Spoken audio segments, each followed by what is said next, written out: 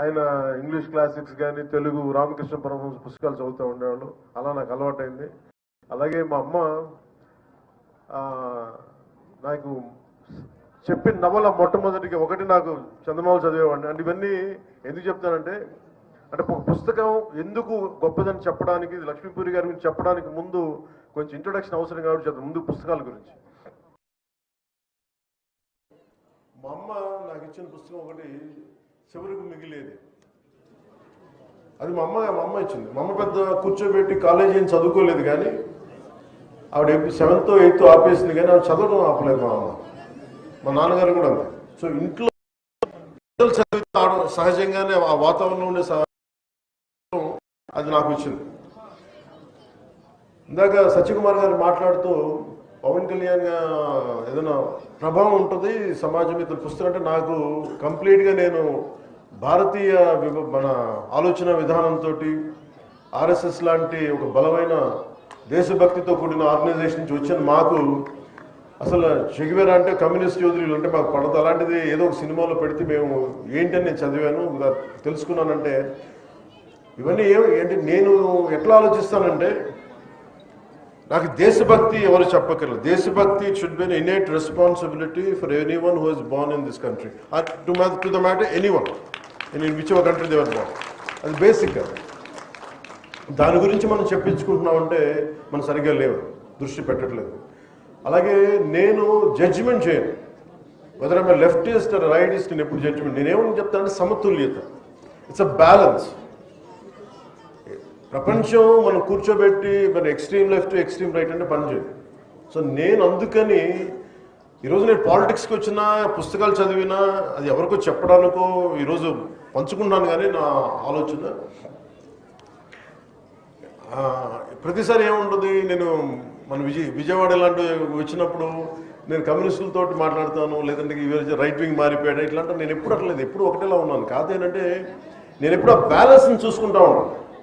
So ఉదాహరణకి చిటా gang విప్లవ వీరులది కానీ, ఒక చంద్రశేఖర్ ఆజాద్ కానీ, అలాగే మొత్తం కూర్చోబెట్టి గజనీ మహమ్మద్ మనకి దాడులు కానీ, ఇవన్నీ ఒకటే కాలంలో ఒక 7-8 years టైంలో అటు కమ్యూనిస్ట్ చరిత్ర చదివాను, భారతీయ సంస్కృతి మీదుగా చదివాను. అలాగే నండూరు రామ్మోహన్ రావు గారి విశ్వదర్శనం కానీ, ఇవన్నీ కూడా నా మీద చాలా ప్రభావం చూపించే ఇవన్నీ. సో పుస్తకాల మీద నాకు ఒక అపరిమితమైన ఎందుకు ఇష్టం. చిన్నప్పుడు వెతికాను, మెడ్రాస్కి వెళ్తే హిగిన్ బోథామ్స్ అనో లేదంటే ల్యాండ్ మార్క్లో, ఇక్కడికి వచ్చిన తర్వాత యుఎస్ లాంటి వెళ్తే బాన్స్ అండ్ నోబుల్స్ అని అలాంటి పుస్తకాలకి వెళ్ళి వెతికేవాడిని పుస్తకాల కోసం, తపన పడతాను పుస్తకాల కోసం. ఇదంతా దేనికి చేస్తానంటే to understand each other culture, మనం వేరే సంస్కృతిని అర్థం చేసుకోవటం. అన్ని జీవితాలను మనం బతకలేం, కానీ ఒక్కొక్క పుస్తకంలో రాసే జీవితం దానికి సంబంధించిన అంశాలు మనల్ని చాలా ప్రభావితం చూపిస్తాయి. అలాగే మనకి పొద్దున్నే చదువుతా నేను వనవాసి విభూతి భూషణ్ బందోపాధ్యాయ గారిది వనవాసి అని పుస్తకం చదువుతూ వచ్చాను. ఆ దాంట్లో అది ఏముంటుందంటే అది తెలుగు ట్రాన్స్లేషన్. అది అలాంటిది ఆయన గురించి చదువుతూ ఉంటే మనకి 1914-20లో ఎలా ఉండేది కలకత్తా, అప్పుడు పరిస్థితులు ఏంటి, అప్పుడు ఆలోచన విధానం ఎలా ఉండేది, ఇట్లాంటివన్నీ మనకి చాలా అవగతం అవుతాయి, చాలా అర్థం అవుతాయి. అలాంటిది మనకి ఈ రోజున మేడం లక్ష్మీ ముర్తేశ్వరపూరి గారు రచించింది ఆమె సూర్యుని కబళించింది అనే పుస్తకం. అంతకుముందు కొంత అవగాహన ఉంది, కానీ ఈరోజు మరి తెలుగులో తిరిగేస్తూ ఉంటే నాకు ఒకటే అనిపించింది, ఆమె సూర్యుని కబళించింది అంటే నాకు ఎంత శక్తి ఉండాలి. ఎవరు సూర్యుని కబళిస్తారు? అత్యంత శక్తివంతులు. అది హనుమాన్జీ, బజరంగ్ బలి. అంటే ఆయనే వెళ్ళి సూర్యుని కబళించడానికి వెళ్ళాడని చెప్పి. అంటే ఇది ఏంటంటే ఒక ఎక్స్ట్రీమ్ ఒక కంపారిజన్. అంటే నువ్వు సాధించదలుచుకుంటే సూర్యుని కూడా మింగేయగలవని ఒక ధైర్యం చెప్పడం దీని వెనక ముఖ్య ఉద్దేశం. అంటే ఇందాక మన సత్యకుమార్ యాదవ్ గారు చెప్పిన చాలా గొప్ప మాటలు చెప్పారు, గుర్తు చేశారు మనకి.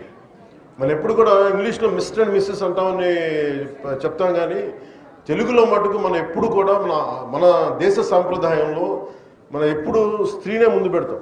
ఇది మాతృస్వామ్య వ్యవస్థ. అందుకే భారత్ మాతాకి జై అంటాం తప్ప భారత్ పితాని మాట్లాడడం, భారత్ మాతే అంటాం మనం. అంటే స్త్రీకి మాతృస్వామ్య వ్యవస్థకి మనం ఇచ్చే అత్యంత గౌరవం. అలాగే ఆమె సూర్యుని కబళించింది అని అంటే ఇది ఎంత ఇన్స్పైరింగ్ టైటిల్ అంటే ఆవిడ సూర్యుని కబళించడం ఏంటి, ఇలాంటివన్నీ ఫస్ట్ చదువుతాయి మనకి. చదివే వాళ్ళకి ముందేంటి, ఎలా ఒక టైటిల్ ఎలా ఉండాలి అనేది. అంటే మీకు నచ్చుతుంది. ఓజీ అంటే ఏంటని మీరు ఎట్లాగా సినిమా పరంగా మీరు ఆలోచిస్తారా?